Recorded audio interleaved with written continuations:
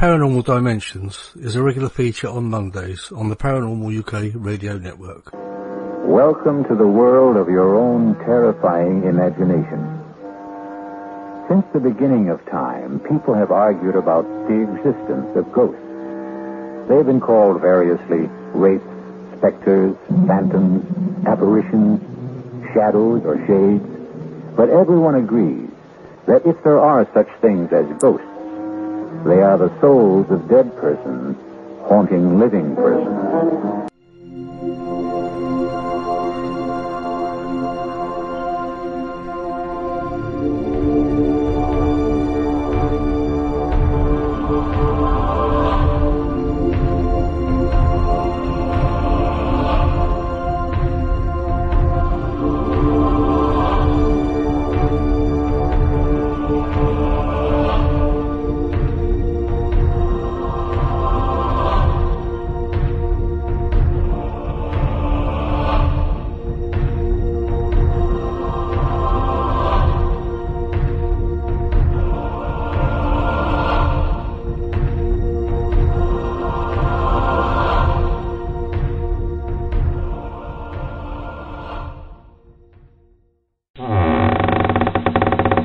Hello, this is Philip Kinsella, and you're listening to the Paranormal UK radio network, the UK's biggest paranormal network, and this is Paranormal Dimensions with David Young.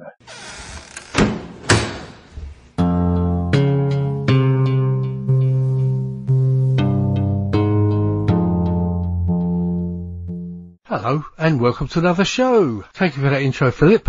Philip Kinsella will actually be a guest in a couple of shows' time. He's got a new book out called Guardians of the Dead, so we'll be looking forward to talking to him about that, and it should be good. On that theme, we've got today's guest is Scott Longman.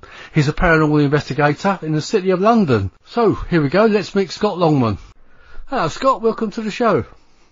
Thank you. How are you? I'm absolutely fine, thank you, and I hope that you're well. I know we actually tried to fix this up, I think it was around about November last year, and you unfortunately fell very ill, and so it's been a hell of a few months, but no, I'm back fighting fit now. That's good, I'm glad to hear it. We won't go into too much detail about your illness, but I know you were very ill. I think you came close to almost, let's say pegging it, didn't you? But it was actually very bad. I know it was, and the spirit to haunt you.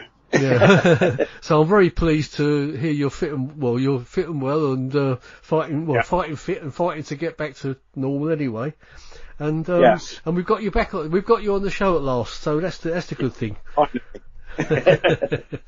But anyway, Scott, I mean, you're very much involved in paranormal investigations in London. Basically, is where you're based. Can you tell us anything about your investigations? Is it a club or organisation, or? I own my own limited company as an ambassador for the City of London. But the paranormal group is sort of I've made it a sort of a sister company, right, of my limited company. So yes, it is an organisation, I suppose. It's a non-profit organisation. Everything that we make from sales and membership, etc., through the website, all goes back into buying equipment and paying for investigations, etc. Excellent. Well, that's the way it should be, isn't it? Really, I mean, it's not really. You don't really make money out of this sort of business, do you? It's really we're all in it for our own learning, really, aren't we? To learn what it's all about. To prove a point, really, aren't we? Yeah. But as I say, I mentioned to you, I'm actually moving back to Essex, so hopefully I will get more chance to come and meet you and actually come and get involved in something that you're doing, maybe. Yeah. I'm quite busy with my other side of the company at the moment. Obviously, with the pandemic, had to stop all public events, etc. Yeah. the insurance just won't cover it. No, we've all suffered from that one, haven't we? Yeah, it's going to be now next year before we start doing public events again. Yeah. Well, hopefully I shall be able to come to some. Yeah, definitely. You'll be more than welcome. Yeah, well, I certainly do intend to come, because, I mean, I would think that London's a very busy, in the paranormal world, it must be very busy for all the ancient history that it's gone through. One thing with London is you've got a lot of old places and a lot of old pubs, which have, especially in the city, when I say the city, I mean the square mile, because there's so much history, in all the different lanes and pubs, etc., in the city. One of the most haunted pub in London is the Viaduct Tavern, which we did last year for the world's largest ghost hunt. Right. And that was very, very active. It's certainly a place I want to go back to. But yeah, there's loads of sort of, like I said, mainly sort of old city pubs. Yeah. Whereabouts is the Viaduct Tavern, Scott? It's literally just around the corner from the Old Bailey. Oh, right. Okay. So yeah, it's in the city. But yeah, it's on, well, we were allowed on 4 floors. It's got a basement and then 3 floors up above the bar. It's very, very, very active. Anything in particular happen? Well, I was affected by, we got the name Paul, which I wasn't feeling that it was how can I put it? It was a negative spirit, but not a harmful spirit. And it was very sort of, it very much didn't want us there. There's a lot of history to it with regards to children there, and I think it was a case that he was murdered because of stuff that he was doing to his own children. Oh dear, yeah. So there's a lot of history to the pub. For some reason he picked on me, he affected me, and it's the first time it's ever happened to me, and it was such a strange feeling. And it wasn't a pleasant feeling because, like I said, he was definitely a negative. I think it was more anger than harmful. Yeah. I suppose he picked on you because you were running the show, was it? Well, probably, yeah. But the thing is, with the Viaduct Tavern, because it's actually connected, a lot of the tunnels that you can access, or used to be able to access, from the Viaduct Tavern is connected to the old prison cells of the Old Bailey. Right. So obviously there was a lot of sort of activity, suicides, etc., in the prisons, etc., from the Old Bailey. So yeah, there's a hell of a lot of different history to the place. Probably one of the most active places I've ever done. Really? Wow, that sounds good. So yeah, it's definitely a place that I want to go back to. So are you actually psychic yourself, or? I'm an empath medium. So, I can sense spirits. I can pick up on, I can't really communicate with them as such. Not like a psychic medium, but it's picking up on senses of spirits and whether they're negative, positive, and I'm very sensitive to being affected by spirits. Yeah. So do you normally have a sort of a medium in the group? Normally, yeah, we do, yeah. We had one with us when we done the Viaduct Tavern. We did a Ouija board, and again, it's sort of one of the spirits sort of tried to communicate with myself. Why, I don't know. As far as I know, do not have any personal connection to anything or anyone that, you know, was killed or whatever happened there. But for some reason, my name did come up through the Ouija board, and also one of my female members of the team. Her name was brought up, and actually one of her relations that had passed away a few years ago came through on it. Right. So yeah, it was very active in all aspects. Yeah, you say, you know, to your knowledge, you may well have had some sort of ancestry connection there. Well, yeah, I may well have done this. It's something that, you know, I definitely need to look into. But it's just, you know, there's got to be some sort of connection there, being A, that I was affected by this negative male spirit. Yeah. B, my name came up on the Ouija board. Yeah. What's your feelings on Ouija boards in general? Because some people like them and some people think you should never touch them. Well, my own personal feeling on it is, if you know what you're doing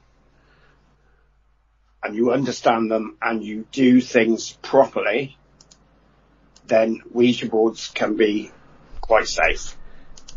It's when you get people that, especially teenagers, or, you know, people on a sort of party and trying to do a Ouija board.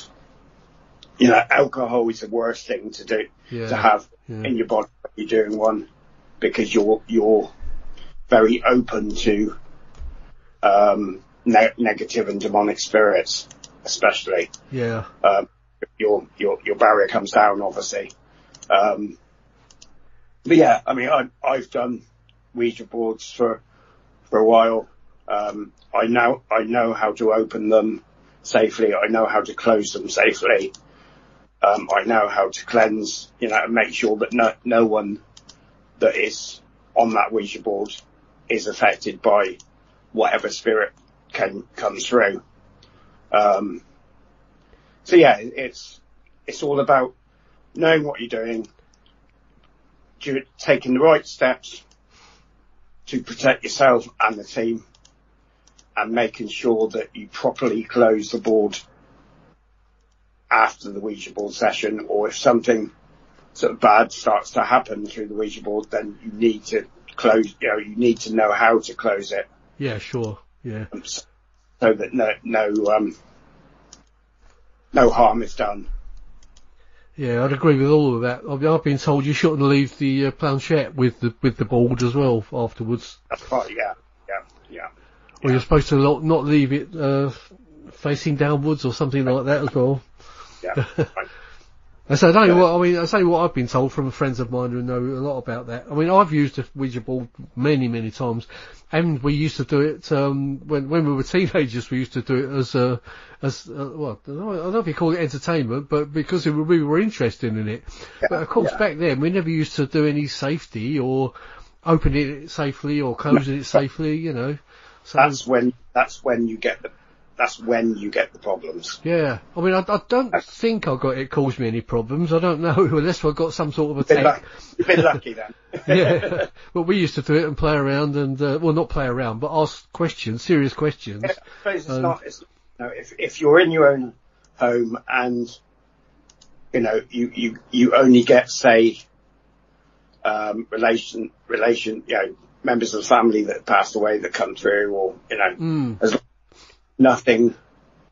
as there's nothing there harmful or demonic in the property, then yes. But, you know, I don't recommend anyone doing it without knowing how to do it properly. Yeah, no, I would agree with that entirely. I mean, I'll tell you a little bit of a funny thing that sticks in my mind from back then. I'm talking about from probably about 1967, somewhere like that. Yeah. We were being told by this so-called spirit that they were from Venus, and they were like walking plant things with spines and things. It kind of stuck in my mind, you know, because back then I was actually very interested in the space program, and I was interested in UFOs and things. Well, I still am, obviously, UFOs and things. So maybe they were playing on that. I don't know, but. There's also the thing about, you never know if someone's actually pushing that glass, do you? Or the planchette or something. I was like that before. Yeah, I that's the way I thought, before I ever used one. But every time that I've used one, it's been legitimately moving. Yeah. You know, I trust my team. They all know what they're doing. I make sure that everyone in the team knows what they're doing. And no, it's all done legitimately. And like I said, I've never had a situation where someone has pushed it. It's always been, if it's been moved by the spirit. Yeah. I mean, we used to get some very violent movements while the glass would go right way around the edge of the table, in a really strong motion. I'm sure you've probably experienced that as well yourself. Yeah, I mean, I've seen people use it and the glass fly across the room. Yeah, it tries to throw itself off the table, doesn't it, even? Yeah. So, and even one time I've seen it where they were doing a Ouija board and the table lifted. So yeah, it's amazing how different every time is. Yeah, it is. Well, you do get quite a lot of playful spirits. When you use no two times are the same. Every time is totally different, and you've just got to relax and go into it with an open mind, safely, and just let the spirits do their thing. Yeah. And if you communicate with the spirits, whether it's negative or not, if you communicate with the spirits and respect them, then you do tend to get that respect back. Yeah. And that's what I'm very, very sort of strict on with my team, is that at all times, total respect must be paid. Sure, yeah. Have you ever had an experience where you've got someone who doesn't believe what's going on with the Ouija board, but they've actually been convinced by what they've seen? Yeah, we had a guy actually at the Viaduct Tavern. There was a guy that, because we used to do like a social evening, which again will start probably next year. But we do a social evening where, you know, members or potential new members can come along and meet the team and meet me and, you know, get to know each other. And there was this one guy that came along and he was totally sort of, his thoughts were very much scientific. And everything you sort of said to him, you know, he tended to try and have an answer for scientifically. Yeah. Yeah, I know the type you mean. So he came along to this social evening, and as I say, he was going on and on and on about it with all these sort of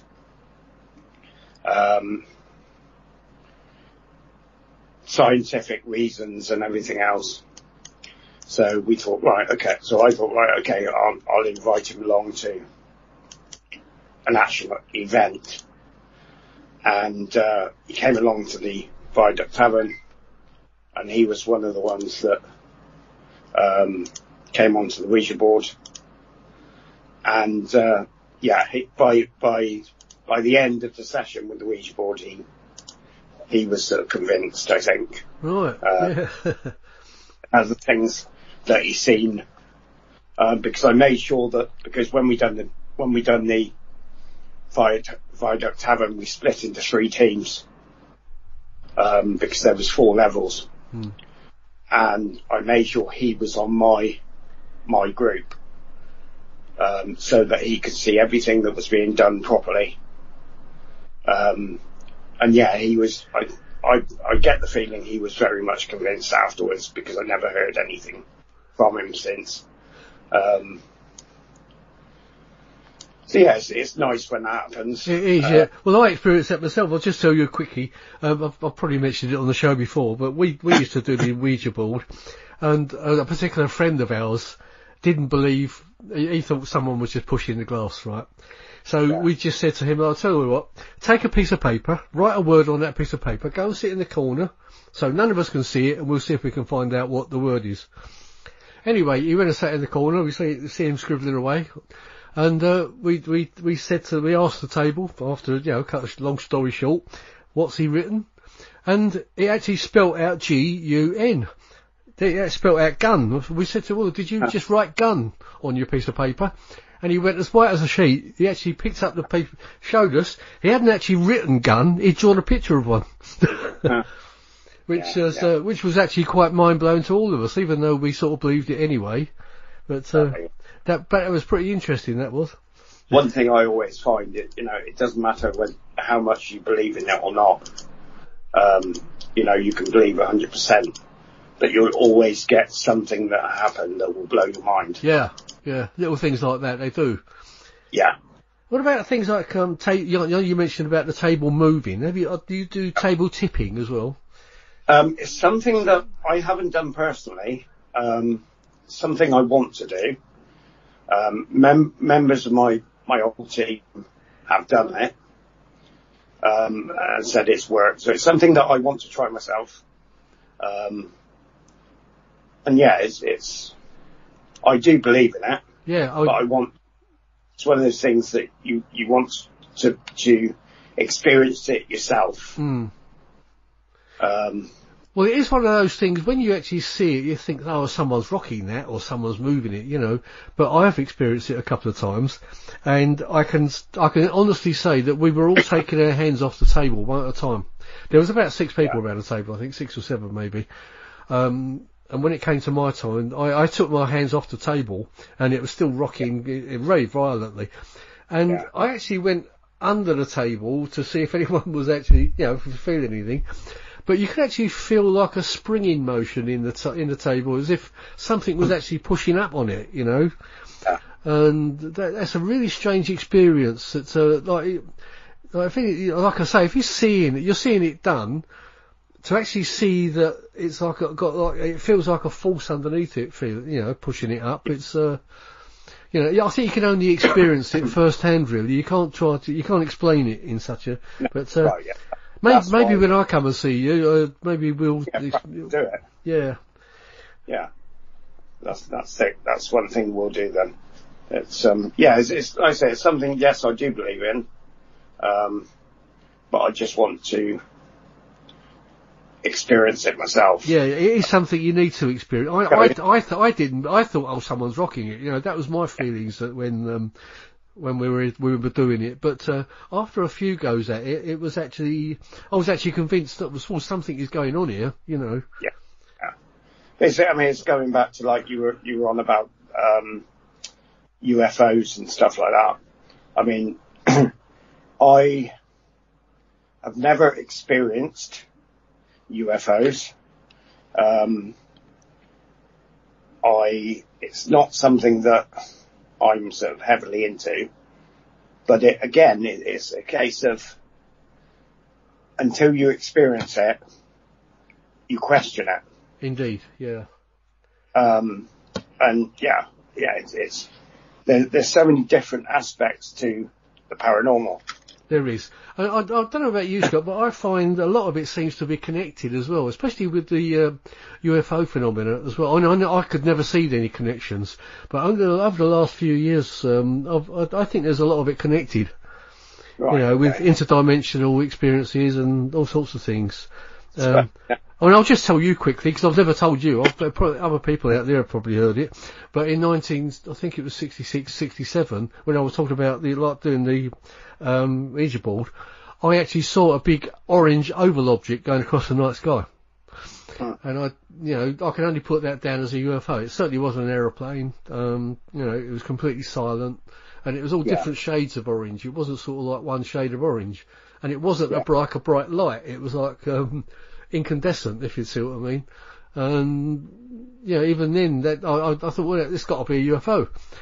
And then sort of before that, when I was about 8 or 9, when I lived in London at the time, I was sitting on the steps and I was actually watching a star move and stop and move and stop. Now I'm talking about 1958, 59. Yeah, so what the hell was that? I don't know, Yeah, I mean, that's one of the things that this is one of the reasons why I question about UFOs, because you get so many things happening, again, scientifically in the sky with, stars and meteorites and stuff like that. So in my mind, it's like, can you really prove that it's a UFO? Do you know what I mean? Yeah. Well, I mean, obviously, no. None of us can. Yeah. There's so many different aspects to what happens in the sky through the sort of I don't know what you call it now. Through the whole sort of meteorites and everything, the whole system up there, and how it works. So yeah, it's. I think because I've never experienced anything as far as UFOs, I have an open mind to it. Yeah. The only thing I can say to that is I learned, obviously when I was a teenager, thinking to myself, well, stars don't move and stop, and then move and stop. If it was a meteorite or something like that, it would have left some sort of a trail and kept on going and burnt out. But the way this was, it looked like a star and just moving and stopping. But I mean, how do we explain shooting stars? Do you know what I mean? That's another. Yeah. So this is why I've always, because I've never experienced seeing an actual UFO. That's one of the reasons why I've always questioned the whole sort of UFO side of things. Yeah. Well, I suppose the first question there would be, do you believe there's life on other planets? I do, yes. But is it of a, trying to find the right words now. Is it of a sort of, not a human structure, but a living being? Yeah, like with intelligent being, you mean? Intelligent living being, yeah. Yeah, I mean, the way I see it, there's so many planets out there, there was millions, billions of planets out there that are stars, that they're all, a certain percentage of them are going to have life on the planets, and there's going to be a certain percentage of those that are going to be maybe millions of years more advanced than we are. And, the way I see it, there's no reason why they can't be sort of visiting and flying around the universe, That's kind of just the way I see it. How about things like interdimensional? Do you think like the spirit world is kind of another dimension that we eventually go to? I think it all depends on the situation. I think with the paranormal, it all depends on what the situation is with regards to the person dying, or there's so many spirits that don't move on to the other side. Yes, there is. I believe there is another world where spirits move on to. But yeah, there's so much different aspects to it. You know, you've got spirits that have unfinished business on this planet. So until they finish their unfinished business, whether it's through connecting with a loved one or whatever the situation is, once they've done that, then yes, they move on to the light. But then you've got, you know, negative and demonic entities that I think, you know, through sheer stubbornness will not move on to another world, because all they're concentrating on is causing problems. And it's not until obviously you deal with, you know, the demonic entities in the correct way that they get sent back to wherever they should be. Yeah. But yeah, again, it's very much an open. I mean, yes, I do believe there's another world that obviously, you know, the dead go on to. You know, you've got heaven, you've got, you know, none of us know until we die. But yeah, you know, like I said, there's so many spirits still on this planet with unfinished business. Yeah. And of course, I suppose a lot die without actually realising they're dead, don't they? If you get a sudden death. Yeah. And it's not until they realise that they've passed away that they will move on to the light. Mm. But it takes either loved ones or paranormal teams to make that happen. Yeah. I mean, you see in movies and things where they're actually trying to talk to someone, and they obviously the person who's still alive can't see them. And do you actually think that kind of thing can happen? Yeah, I do. Yeah. But like I said, you know, with everything with it, you just have to keep an open mind. Yeah. Do you use any other sort of equipment rather than as well as Ouija boards, you know, like meters and things like that? Yeah, I've got, you know, I use K2 meters. I've got all the caps and everything. But yeah, I've got a hell of a lot of equipment of different types. So yeah, there's so much that you can use and so much evidence that you can get from it.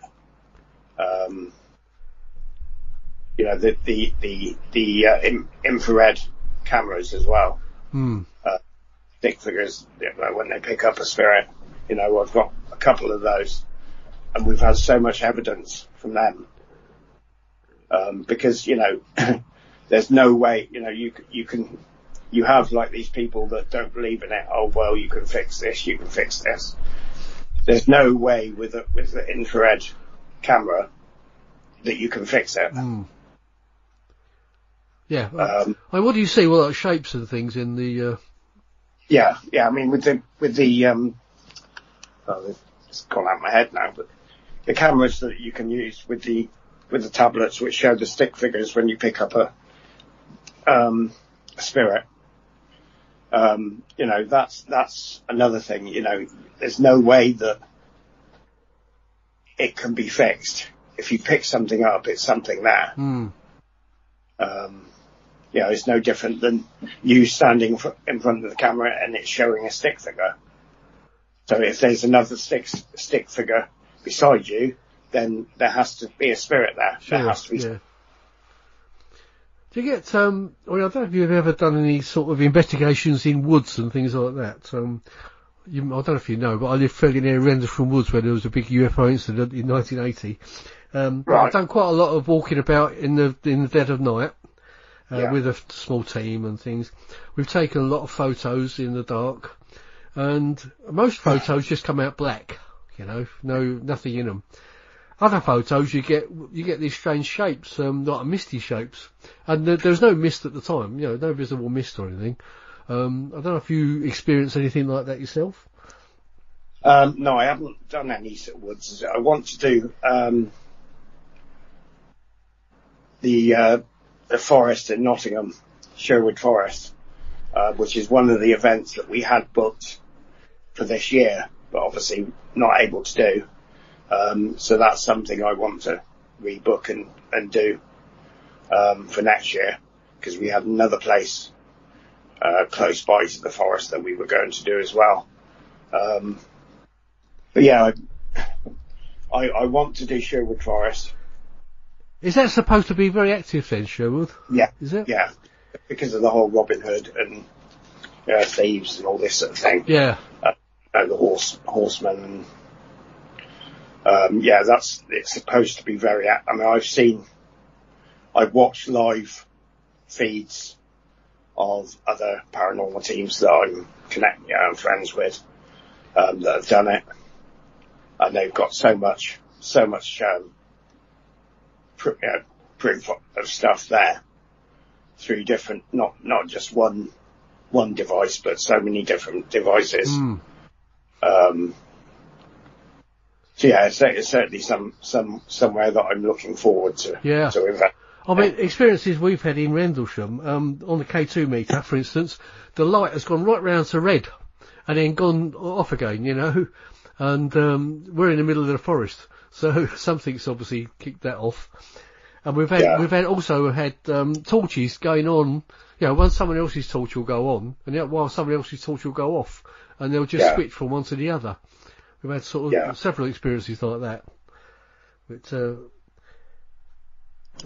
I went on an investigation in Carlisle last year with the a Scottish group, and there were torches going on and off there. Like the mag lights. They'd set up mag lights in different parts of this castle. And I don't know if you do anything like that, but that was quite an experience. The mag lights, whether they've been turned on and off. That's quite a responsible sort of way of proving stuff. Yeah, because, again, that quite blew my mind actually seeing that. No way that it can be messed around with or played with. No, especially when someone asks it to go on, and it does. Nobody's anywhere near it. Yeah, exactly. But there's still, my group has been going, been nearly 2 years now.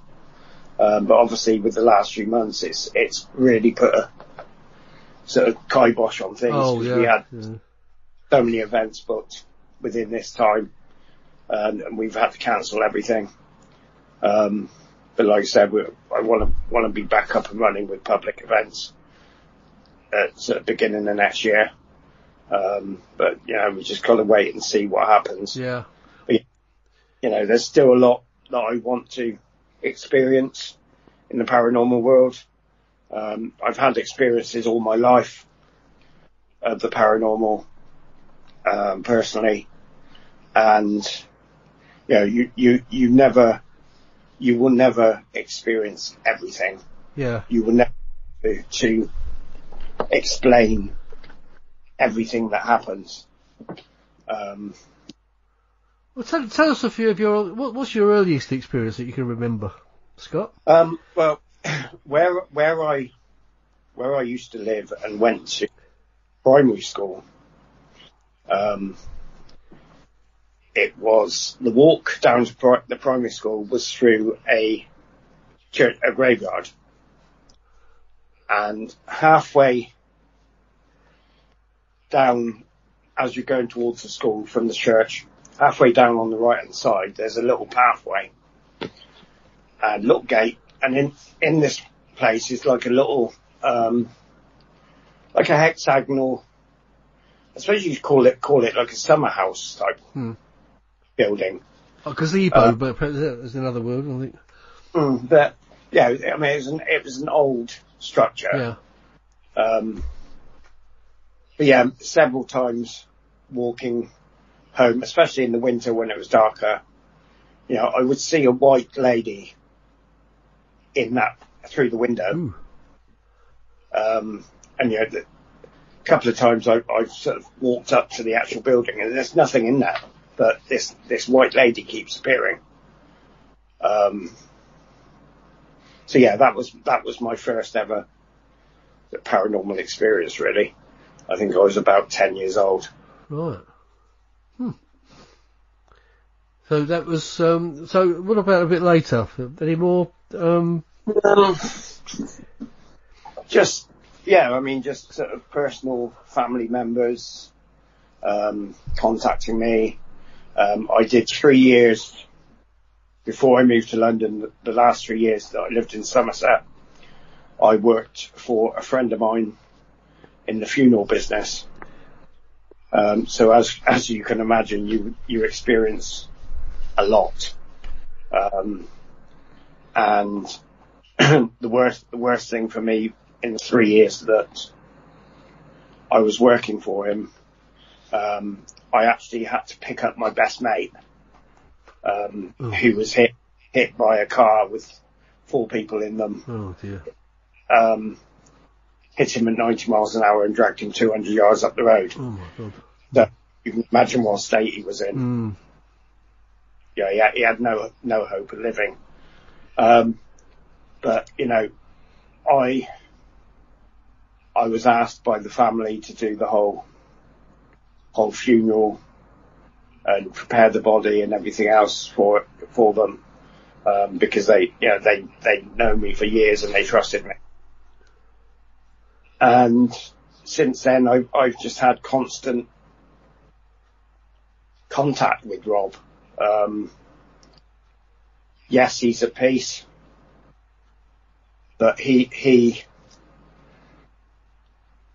comes across from him that he will never forget what I did for his family. And he realises how hard that was for me to do. Sure, it must have been absolutely, really tough. Even now that he's, a spirit, we've just built up this constant connection. And he visits me quite regularly, and still, he has done for years, and he still does. But yeah, that was the hardest thing I think I've ever had to do in my life. Yeah. Picking up your best mate. Yeah. I mean, as hard as a story to this, it still ends up as a nice story because you're still in contact with your best friend, Yeah. What about spirit guides? Do you have any connections with those? Do you know who they are, or? I haven't really as yet. I'm trying to connect to my spirit guide. So I said the last 3 months have been hopeless because of the whole situation, but it's just something that I haven't yet, because of everything that's been going on the last near enough a year, had the chance. But it's something that now things are getting back to normal, my strength is back up, I want to pursue, because I think it's important for everyone that is a medium in whatever sense. Sure. Have a spirit guide. Yeah. No, I was kind of wondering, because I know you had a bit of a close call last year, the last year, the early in the year. I was just wondering if you had some kind of guidance from the other side. You know what I'm saying? Without being too flippant about it, I was just trying to wonder if you had any senses of from the other side. I think yes. The answer to that is yes. And my strongest, I suppose, to be honest, he has become my spirit guide, and that's my best friend, who I buried, cremated, a few years ago. So I suppose, thinking about it, now you've mentioned it, I suppose he is probably the reason why I haven't really found another spirit guide as such. Because thinking about it now, he has been my spirit guide. Yeah, well, he may well be working alongside your real spirit guide anyway. he is the one that has brought me out of, near-death experiences over the last few months. Yeah, sure. Have you? I don't suppose you actually experience a near-death experience, or? Yes, you did. Yeah. Yes. Ah. Yeah. So you actually saw that thing and the light and everything. It was very weird experience. Very, very weird experience. But did it make you? I mean, I've heard that it leaves you with a non-fear of death. I mean, my wife's had she's had an experience like that before I knew her, and she said it left her in such a warm feeling that she doesn't feel any fear of dying. Honest. Before I started working for my friend in the funeral business, I used to be so scared of dying. Well, I imagine it's everywhere. It's a natural feeling, isn't it? Especially as a teenager, I used to be so scared. Yeah. And I think the reason I was so scared is just not knowing what happens after. Do you know what I mean? Yeah, the fear of the unknown. Yeah. The unknown. And still, we don't know.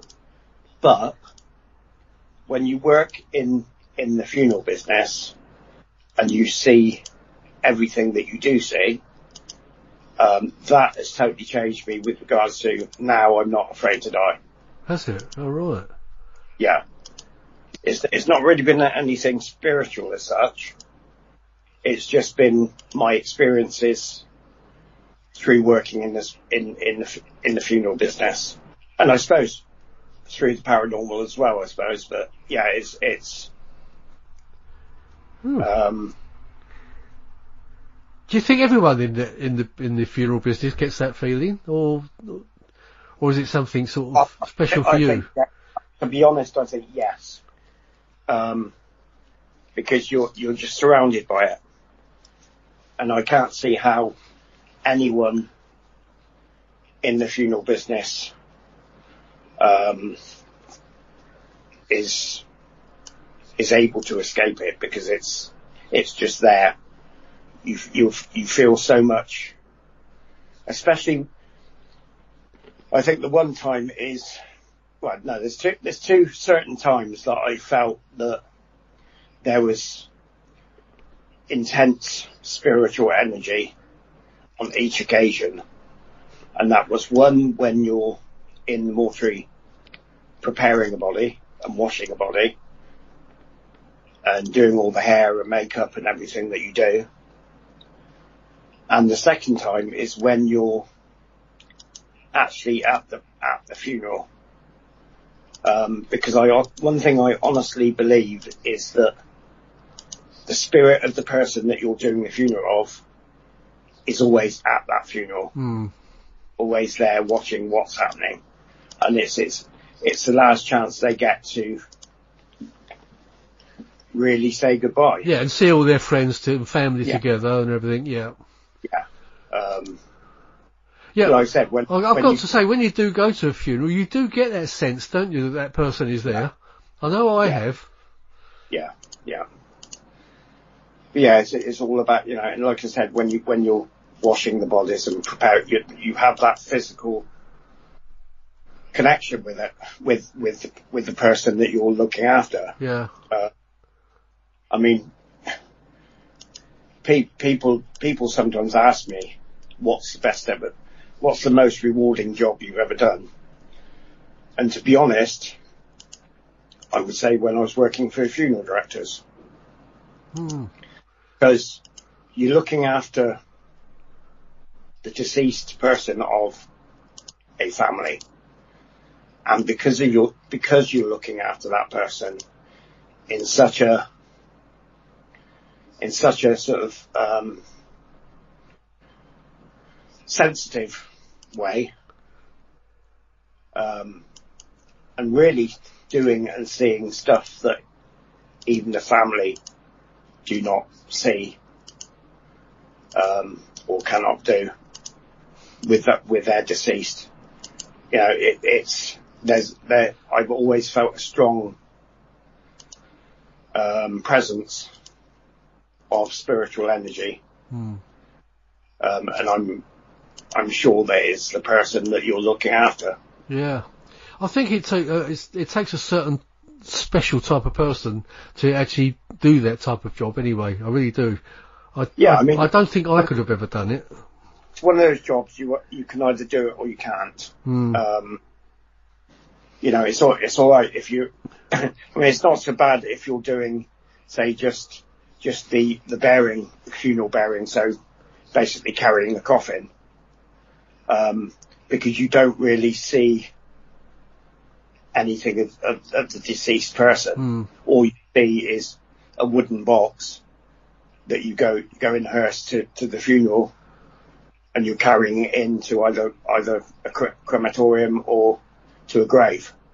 So there's no sort of physical connection or contact with the deceased person. Whereas with myself, I was also doing I was on call 24 hours a day, for picking up bodies. I was doing all the preparing, the washing, the makeup, the hair and everything. I was actually finishing off building the coffins.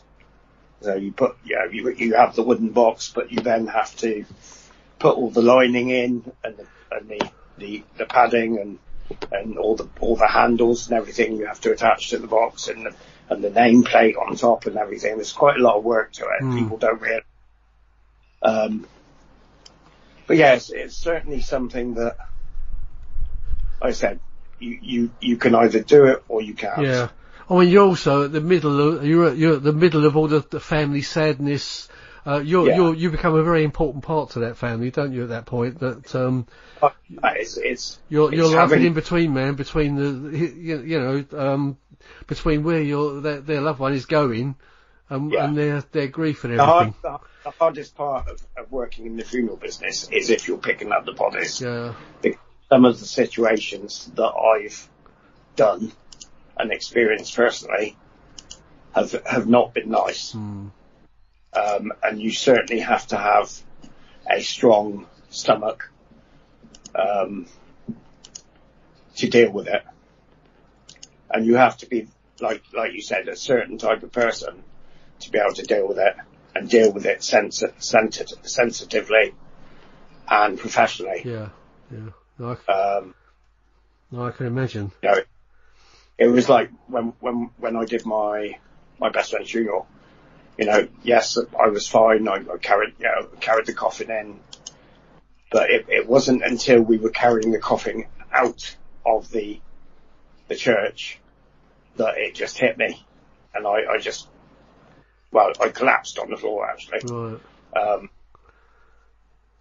But yeah, it was just one of those things that it got to a point where I dealt with so much, looking after him and doing everything that I did because the family wanted me to.